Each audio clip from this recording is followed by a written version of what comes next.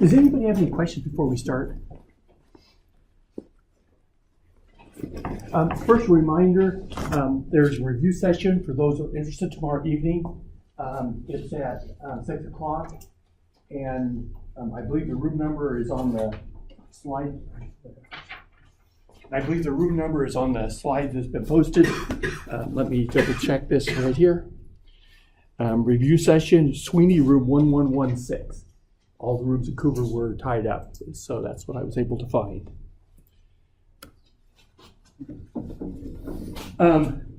Quick review from the last couple of lectures. We've spent the better part of 2 weeks looking at how to develop small signal models of devices.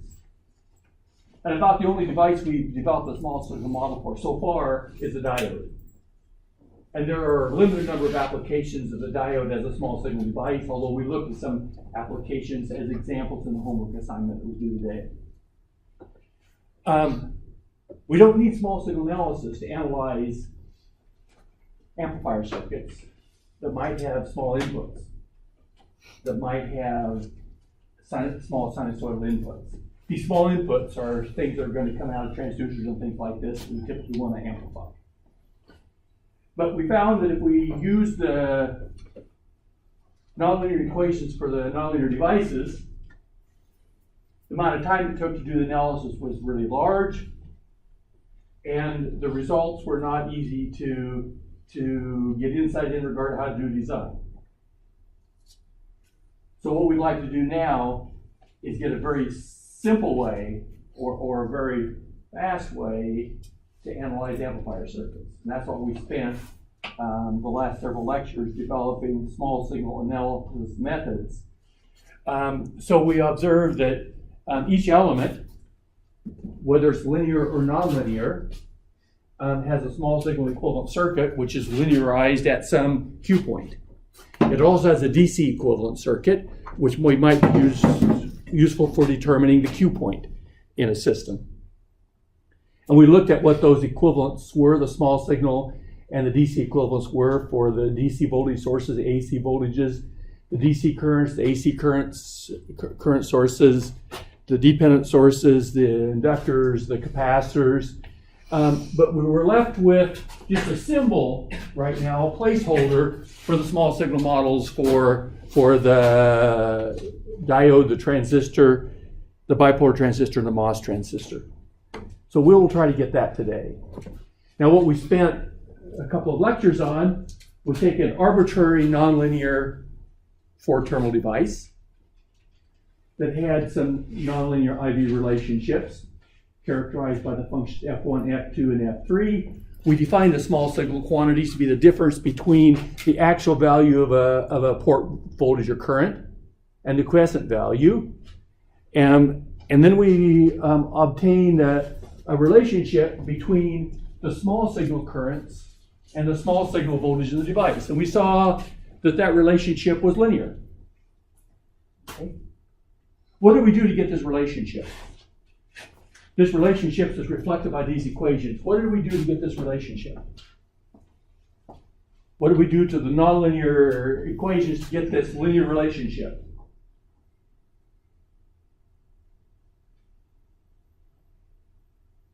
Yes? Don't we just take like a small segment of the nonlinear and kind of like zoom it in and apply like a small segment? Right, that's conceptually what we did. We took a small segment of the nonlinear relationship and observed that small region that's linear. Mathematically, what do we do to get that relationship? What? Partial derivative. And then we truncate at the end of first order terms. So what we really did was a multivariate Taylor series expansion truncate at the end of first order terms. So if you take any nonlinear system, do a multivariate Taylor series expansion and truncate at the end of first order terms, you'll linearize it at the operating point. And that's what these equations are. These equations are the result of a multivariate Taylor series expansion and truncate at the end of first order terms. Where these parameters here are simply the partial of the nonlinear function fi with respect to the voltage Vj evaluated at the Q point. So here was our small signal model then. And that applies to any 4-terminal device. Of course, we observed that there was an equivalent circuit, and I called this an equivalent circuit.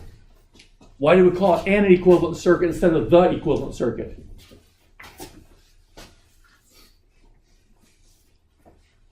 Why do we call it an equivalent circuit rather than the equivalent circuit? Because it can fit more than one device. That's not the reason. Good conjecture, but this is an arbitrary device. For this arbitrary device, we get the set of linear equations, and then we said this is an equivalent circuit to these equations. So they can represent multiple circuits. So it's just one. Almost, but not quite. Yes? Because in this case you have 4 terminals, we could eliminate one. We've already eliminated one. There are 4 terminals. We assumed one was a reference. So we have terminal 1, terminal 2, and terminal 3 left. We could choose any of them to be reference. We could choose any one. Oh, by the way, that's right. So if we chose different ones to be references, we would get other equivalent circuits identical functionally. They would look different, but they would give us the same results in any system. This set of equations, the reason is, there's a lot of different circuits that have this set of equations. Any circuit that has these equations would be an equivalent circuit. This happens to be one circuit that has these equations. I could replace this source here, this admittance here, Y11, by a dependent current source of value Y11 V1. I'd have the same equations. So that would be another equivalent circuit. If you look at these circuits, these look about like Norton's equivalent circuits. A current source and resistor in parallel.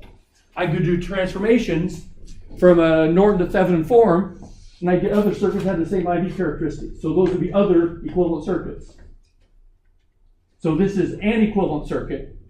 We come up with multiple equivalent circuits that have the same equations. Any of the equivalent circuits will give us the same results in any analysis. Okay? And then we observed that we could collapse our system and look at, instead of 4 terminals, look at a 3-terminal device. And if we looked at a 3-terminal device, we ended up with 2 equations.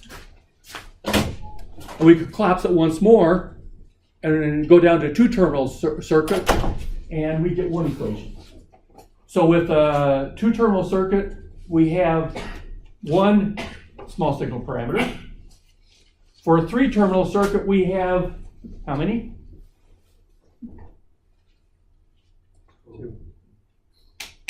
3-terminal, 1, 2, 4.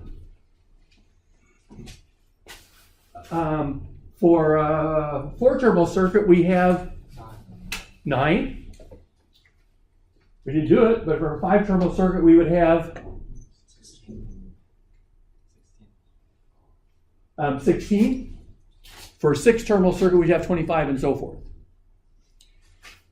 There's also a special name for representations like this. This is called a 3-port network. Here's 1 port, here's 1 port, here's 1 port. If we have a 3-terminal device, we eliminate one of these groups here, we eliminate 1 element here, 1 element here. We have how many port network? 2 ports. So 3 terminals have 2 ports. 2 terminals we result in how many ports? 1 port. Okay, so we'll use the term 1 port, 2 port, 3 port, and we know how they relate to the number of terminals in the nonlinear circuit. So if you look at the MOSFET, it's actually a 4-terminal device. That's why we developed these Taylor series expansions for a 4-terminal device.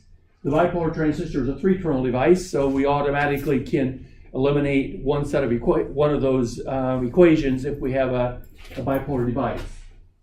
Most of the time, it's sufficient to treat the MOS transistor as a 3-terminal device. Usually, the bulk voltage plays a very small role in the performance of the circuit. So I'm going to develop a small signal model for the MOSFET, treating it initially as a 3-terminal device. I'm neglecting the gate. If I do that, I have these equations that we developed about 3 weeks ago in the cutoff region, the triode region, and the saturation region. I can develop a small signal model in any region. But which region do we usually use MOS transistors in as amplifiers? Saturation region. So I'm going to develop the small signal model in the saturation region. Could develop in the other regions, but it's not very useful. And once we develop the small signal model for the MOSFET, we never have to develop it again. Okay? So let's develop it.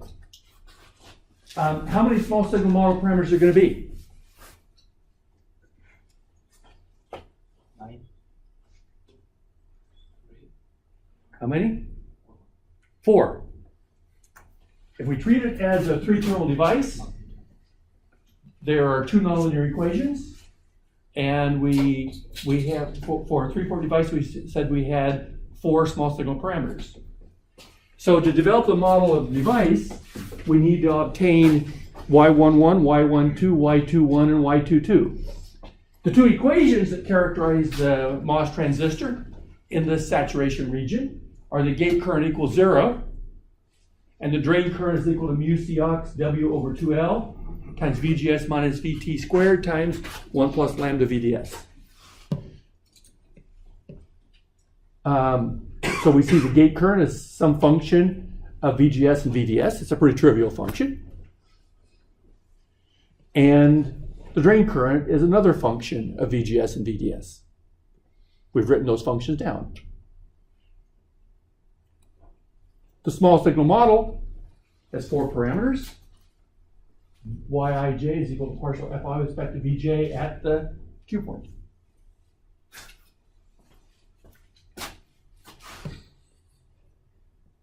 So Y11 is partial of Ig with respect to VGS at the Q point. Y12 is a partial of Ig with respect to VDS at the Q point. Y21 is partial ID with respect to VGS, and Y22 is a partial of ID with respect to VDS. So as soon as we get these 4 parameters, we've got the model, small signal model. I'd like to have somebody time us to see how long it takes to develop a small signal model. We spent the better part of a week knowing how to develop the model. Now we're going to develop the model. Somebody have a timer they're willing to time us on? How long did it take to get the small signal model? How long did it take to analyze one circuit, the world's simplest amplifier circuit, using the nonlinear model? Better part of a period, right? Better part of a period to analyze one circuit. Let's get the small signal model. Somebody willing to time this?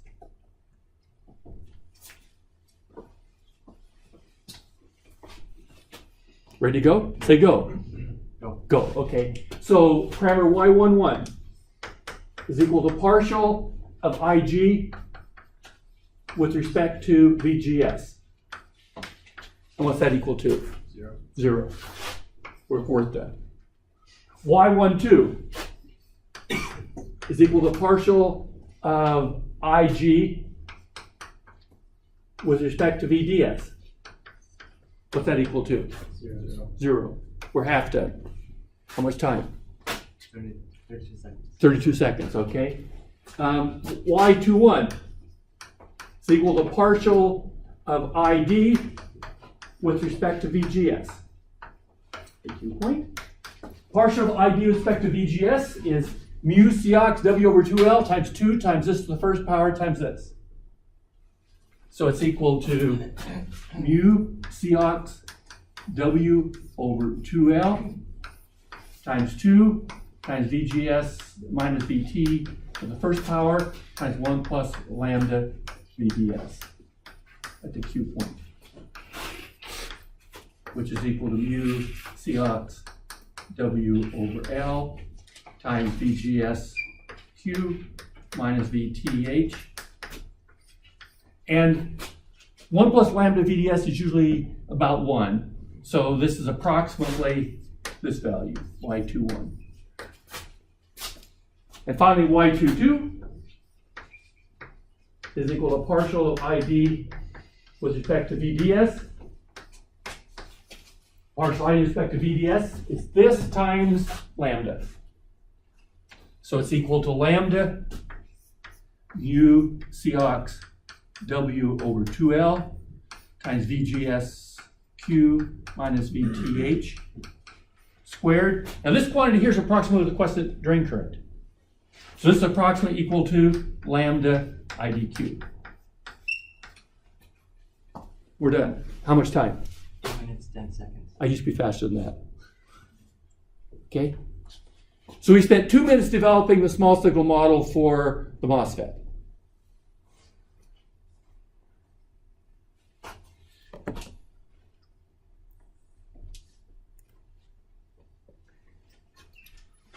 And here's the parameters we have in that model for Y11, Y12, Y21, Y22. And here's an equivalent circuit. It's a 2-port, but instead of drawing it like we did before with all 3 ports on the left side, oftentimes we'll draw a 2-port with 1 port on the left and 1 port on the right. Now this port doesn't have any parameters on it.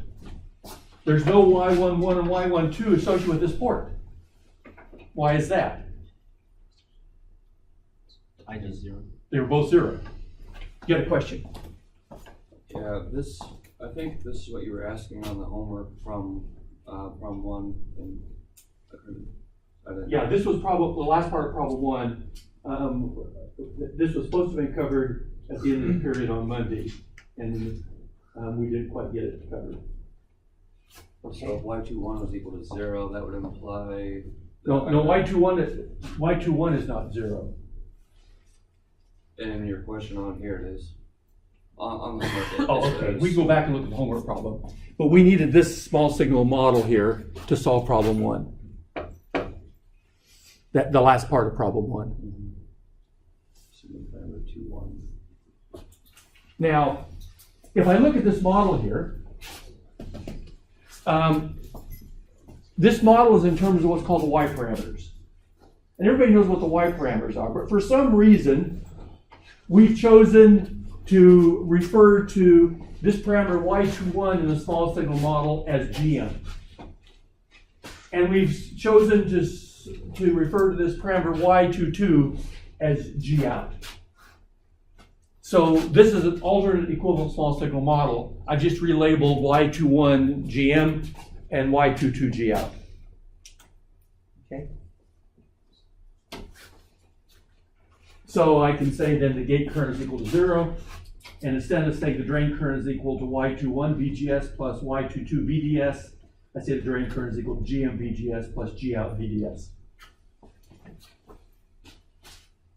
So it's still a Y parameter model, but we're using the G parameter notation. Okay. Why is it called a Y parameter model? The Y parameters are admittance parameters. So that's why it's called a Y parameter model.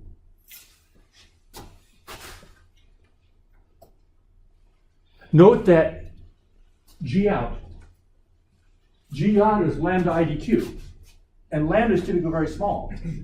So if I let lambda go to 0, G out vanishes.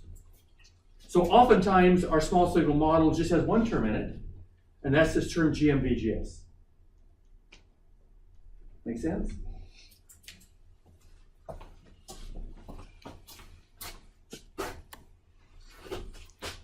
Now, this parameter GM is a really important parameter on an amplifier. And if I look at the quiescent drain current, the quiescent drain current is about mu Cox W over 2L times VGSQ minus VT squared, if I neglect the 1 plus the lambda VDSQ term here. So here's what we derived. We had mu Cox W over L times VGSQ minus VT.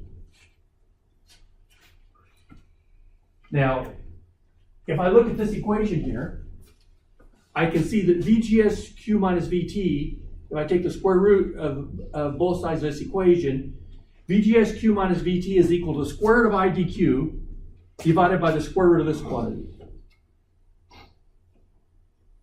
So I can substitute that back into here for VGS minus VT, and I can express GM this way. So here I'm expressing GM in terms of the quiescent drain current.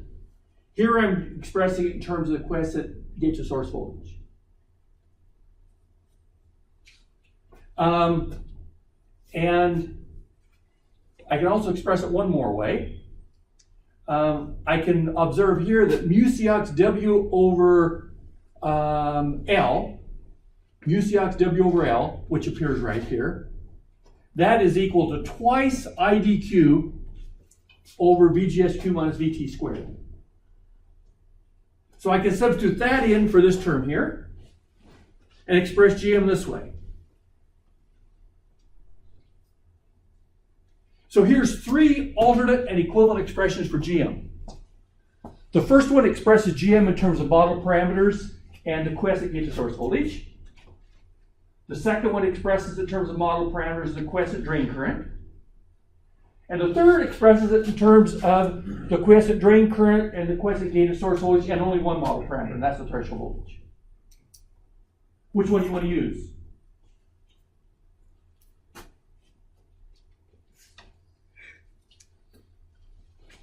Whichever one we have all the values for. Good answer. Whatever's most convenient. You always get the same, as long as you don't make any mistakes, you'll always get the same results. But sometimes it's more convenient to use one form, and sometimes it's more convenient to use another form. Okay?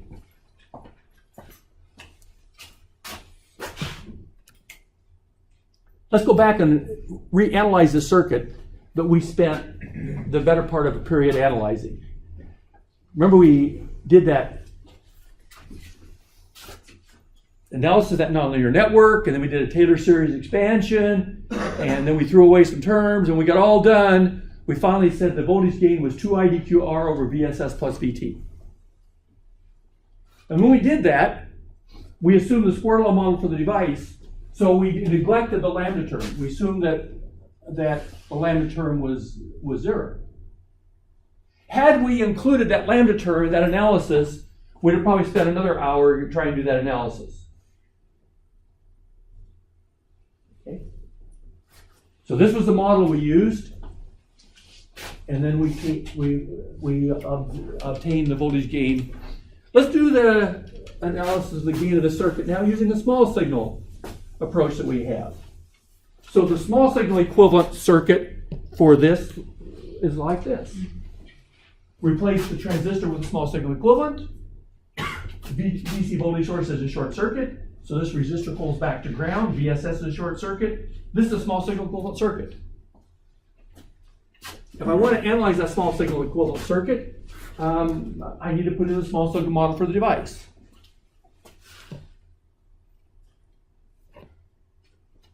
And here's a small signal model for the device. If I sum currents to output node, I can observe that V out times 1 over R, which I'm going to call G, plus G out, plus GM VGS, but VGS is the same as V in, is equal to 0, or finally V out over V in is equal to minus GM over G plus G out. Woo! That doesn't look like what we've got up there. The gain calculation was quick, but we don't get the same results we had before. Or do we? So let's go to compare this with what we had before. let's go ahead and put it in an expression for GM and G out that was analogous to what we did before. When we did the previous analysis, we assumed lambda is equal to 0. That's equivalent to assuming that G out is 0. So this becomes minus GM over G, but 1 over G is the resistance R. Now, we said there are 3 different ways to express GM. So if I use one of the ways, 2 IDQ over VGSQ minus VTH times R, I get this expression. Well, it's close. VGSQ minus VTH. So I'll go back to the circuit, and VGS is 0 minus VSS minus VTH. So VGSQ is equal to 0 minus VSS. So VGSQ minus VTH is equal to 0 minus VSS minus VTH. Right? Oh, I got a minus signs here. I have plus signs there.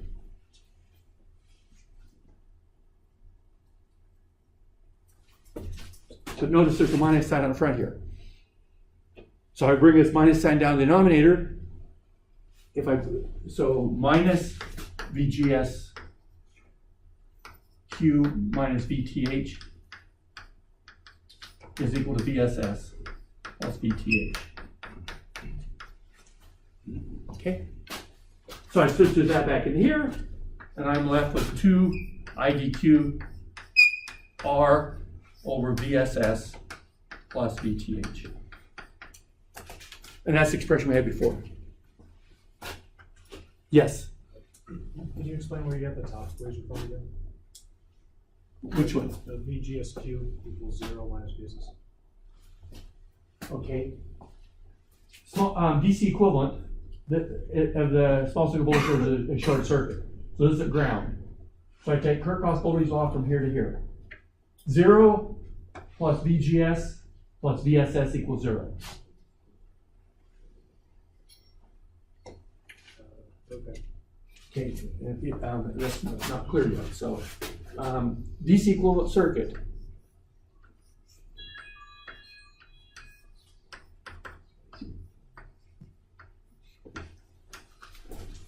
This is the DC equivalent circuit. We have an R up here yet. We don't need that. So I'm taking Kirchhoff's voltage around this loop. Voltage drop across here is VGS. It doesn't write the Q point, I call it VGSQ plus VSS is equal to 0. Makes sense? Any other questions?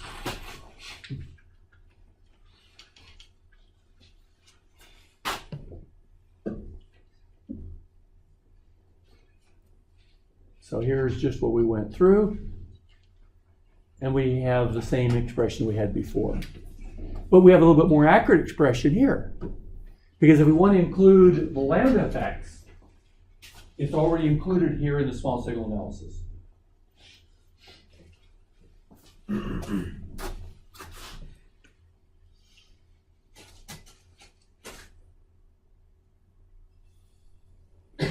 How about the BJT?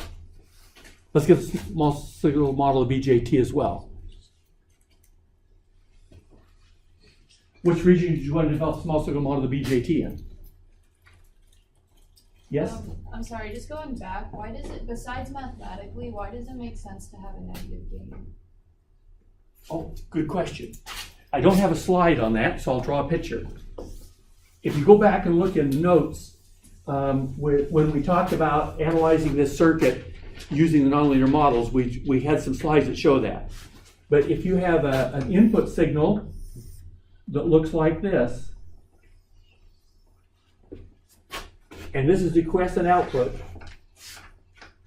if the gain is negative, that means when the input's going up, the output will be coming down. And when the input's going down, the output will be going up.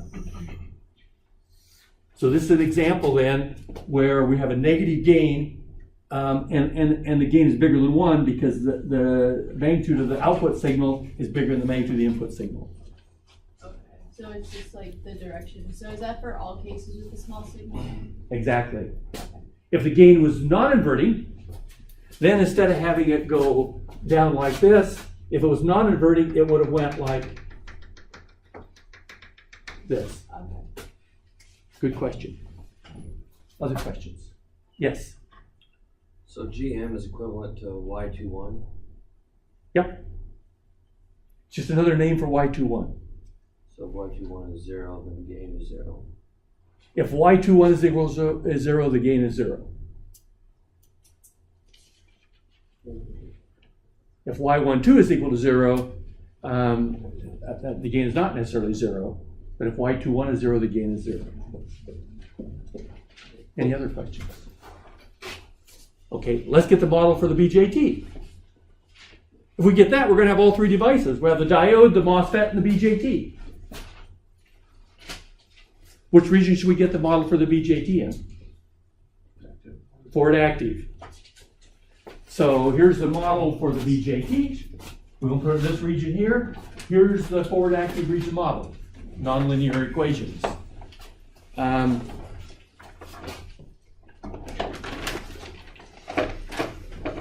So, as before, Yij is the partial of Fi with respect to Vj at the Q point. So, I need to get the parameters Y11, Y12, Y21, and Y22. Now, as for the MOSFET, we rename these parameters. So I'm just going to go ahead and rename them right now. The parameter Y11 is oftentimes called G pi. The parameter Y21 is called GM for the BJT as well. The parameter Y22 is called G out for the BJT as well. And I'm not going to name the parameter Y12 for reasons which become apparent. Okay? So, let's time the development of the bipolar model. Can you time this again? Yeah. Okay. Tell me when you're ready. Right, go. Go, okay. So, Y11, partial of IB with respect to VBE. So come up here, IB, partial of IB with respect to VBE is JS AE over beta times e to the VBE over VT times 1 over VT. And if you look at that quantity then, so this is Y12 is equal to JS AE over beta e to the VBE over VT times 1 over VT at the Q point. But this quantity here is just a quiescent base current. So this is equal to IBQ over VT. Okay? Why? I made a mistake. That was Y11. That was Y11.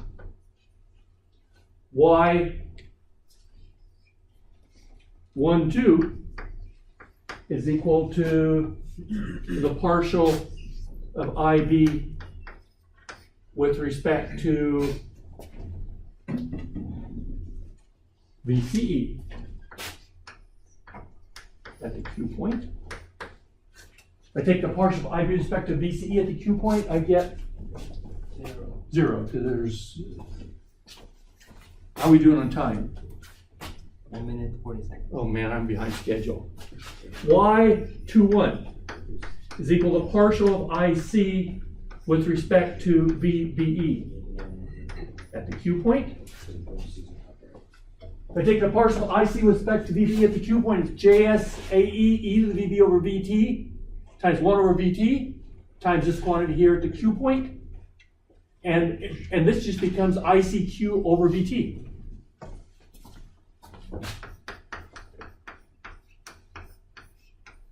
And finally, Y22 is equal to partial of IC with respect to VCE at the Q point.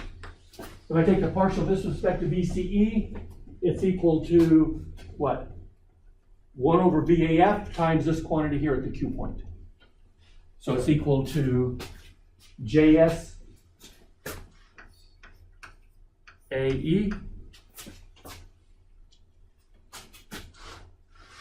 e to the VBE over VT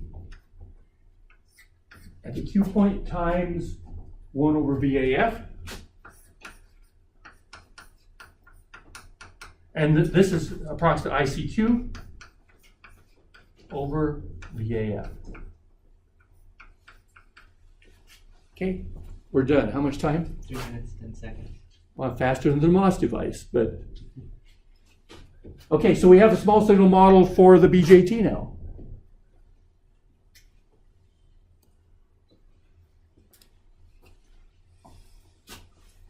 Now, we know that the quiescent base current is approximately equal to quiescent collector current over beta. So I can replace this if I want to by ICQ over beta. And this is an alternate equivalent expression for the parameter Y11. The reason I didn't read any of the parameter Y12 is it's going to vanish. The parameter Y21 was ICQ over VT, and Y22 is ICQ over VAF.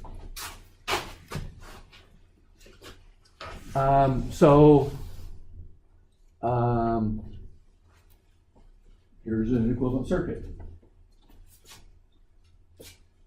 Yes. So before you switch further, can you explain visually where you get that, where you get those matrix equations on top? These here? Yeah.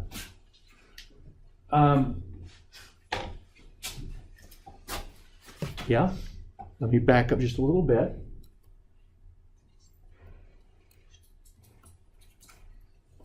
Maybe a lot.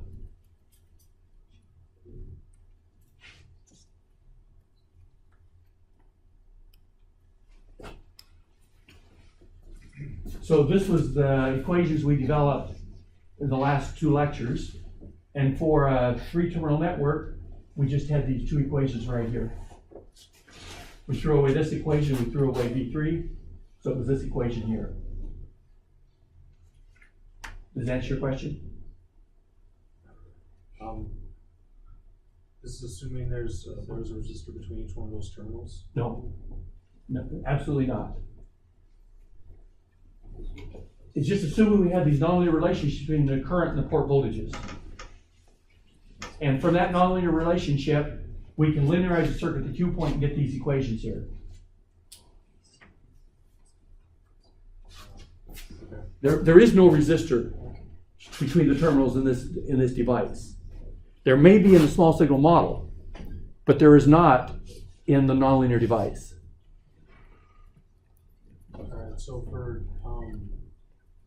that BJT, can you give a couple more? Yep. All right. Any of those are good. I just kind of have a hard time seeing like why IB that's the current through the base, right? Yep, that's into the base. What's Y11? Y11 is a small signal model parameter. And it's related to the base current and the base emitter voltage through this derivative relationship. It happens to be the first order term in the multivariate Taylor series expansion. So it has units, ohms to the -1, but it's not a resistor. In a small signal equivalent circuit, it's a resistor, but it's not a resistor in the device.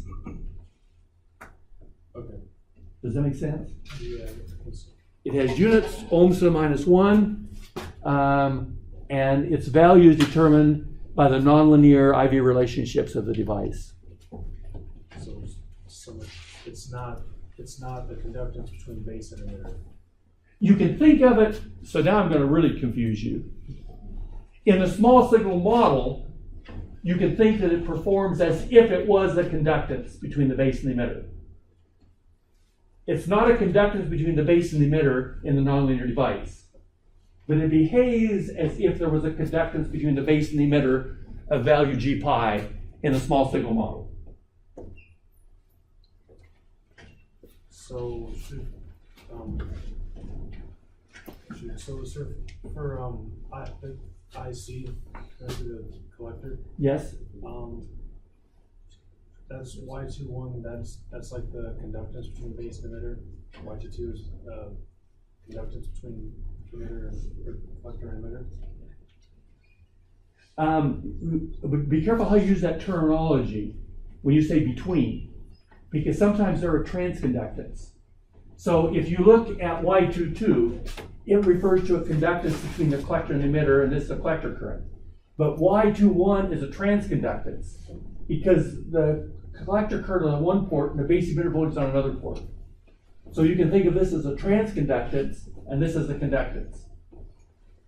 It's called a transconductance because the currents depend upon a different voltage, not the voltage across itself.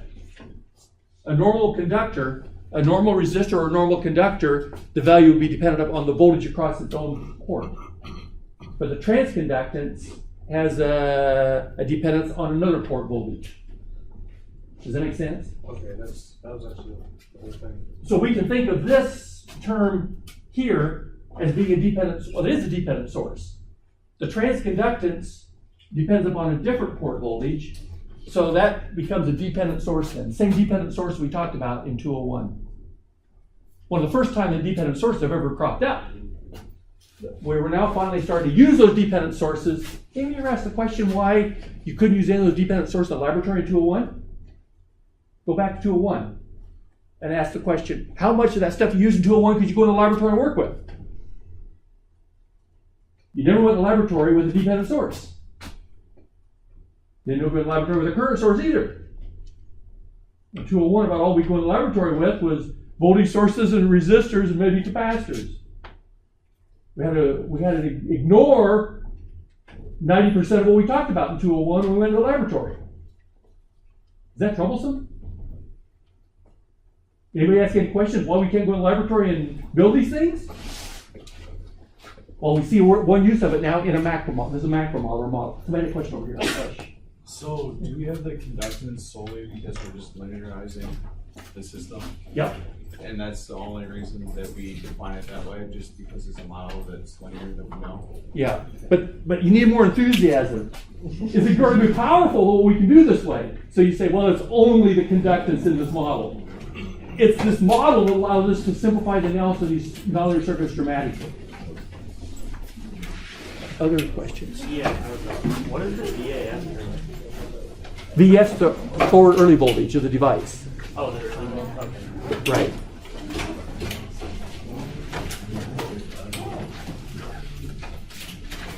This derivation that we did last week for the voltage gain of the bipolar device, if you put in a small signal equivalent circuit for the MOSFET, this is what it looks like, and you can analyze this circuit, and you'll find that you plug the gain is minus GMR if you neglect VAS effects, and we have exactly the same expression if you put an ICQ or VT for GM that we derived previously. Are there any questions? Are we going to mainly deal with this early voltage? Are we mainly just going to deal with it as it goes to infinity, like in this case with a small signal model? In most cases, we'll be able to assume it's infinity. Okay. Not all, but most. What would it be if not? We're going to look at examples where it's non-infinite value plays a role. So the test will be covering mostly small signal modeling and BJTs. Actually, we did very little large signal modeling on the last exam, so we'll pick up from where we are on the last exam. So last exam till here. Yeah. Okay. And can you post the solutions to the homework later today? Everything's posted except today's homework, and it'll be posted at noontime. Okay. Thank you.